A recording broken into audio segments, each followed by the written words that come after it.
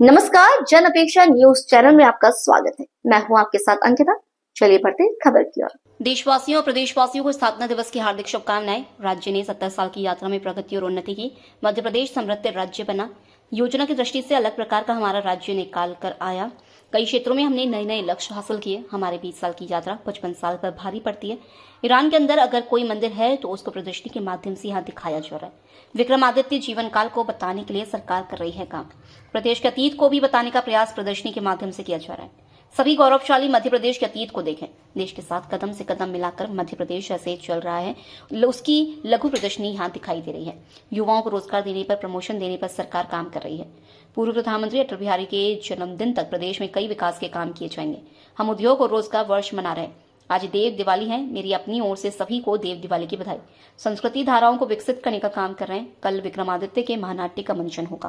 1 नवंबर 1956 में बनने वाला मध्य प्रदेश तत्कालीन समय के मध्य भारत, मालवा, विंध्य, सीपी एंड बरार ऐसे कई राज्यों से जोड़कर के ये राज्य की रचना हुई और राज्य ने 70 साल की यात्रा में सभी प्रकार के क्षेत्रों में अपनी प्रगति उन्नति करते हुए अपने से एक समृद्ध राज्य का उदय कराते हुए भी अपनी विकास यात्रा को नहीं रोका।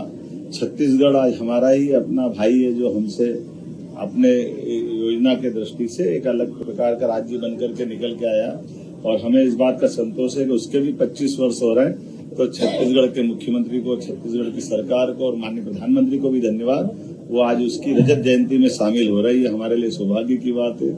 जब हम अपने 70वें वर्ष की तरफ बढ़ रहे हैं तो समान रूप से कई क्षेत्रों में हमने अपने जो नए नए लक्ष्य हासिल किए उस दिशा में छलांग लगा के आगे बढ़ रहे हैं। आज हम कल्पना करें केवल 70 साल की विहंगम सिंहावलोकन के आधार पर तो हमारी ये 20 साल की यात्रा 55 साल पे भारी पड़ती है। उसके आधार पर हम बीते 2 साल की यात्रा के लिए भी हमने अपनी प्रदर्शनी में लक्ष्य हासिल करने के लिए वो टारगेट भी रखे और अतीत के काल से भारत के अभ्युदय का भी कहानी और उसके माध्यम से गौरवशाली अतीत की तरफ भी प्रदर्शनी के माध्यम से बताने का प्रयास किया। जब हमारे देश के कई हिस्से हमारे सांस्कृतिक भारत के अतीत के काल के कोई हिस्से होंगे, वहां पर भी जैसे आज ईरान के अंदर भी मंदिर है तो उस मंदिर की एक चित्र इस प्रदर्शनी के अंदर लगा हुआ।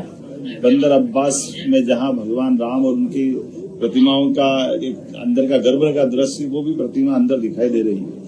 उत्तर प्रदेश सरकार ने विक्रमादित्य के जीवन काल को लेकर विविध प्रकार की जो प्रदर्शनी चित्रों के माध्यम से सजाई है, ये प्रदर्शनी भी यहाँ लगी जहाँ हमको अच्छा लगता। हमारे मध्य प्रदेश के महानायक वीर विक्रमादित्य जब अयोध्या में जाकर 60 से ज्यादा मंदिरों का निर्माण कराते हैं, 240 से ज्यादा कई सेवा प्रकल्प चालू करते हैं, जब प्रयागराज में जाते तो प्रयागराज तीर्थ स्वयं विक्रमादित्य का स्वागत करते हुए दिखाई देते हैं। ऐसे कई सारे चित्रों की प्रदर्शनी से हमारे गौरवशाली अतीत को भी बताने का प्रयास स्थापना दिवस के अवसर पे किया है।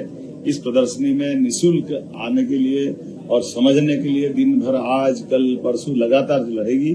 आपके माध्यम से अपील करना चाहेंगे कि अपने मध्य प्रदेश के गौरवशाली अतीत को भी देखें और बदलते दौर में भारत के साथ माननीय प्रधानमंत्री के नेतृत्व में मध्य प्रदेश कदम से कदम मिला के कैसे चल रहा है उसकी लघु झांकी भी यहाँ दिखाई दी है। जहाँ बीते हम अपनी सरकार के बनने के बाद 60,000 से ज्यादा लोगों को हमने नौकरियां दी है, जिसका प्रमाण हमारे सबके सामने है।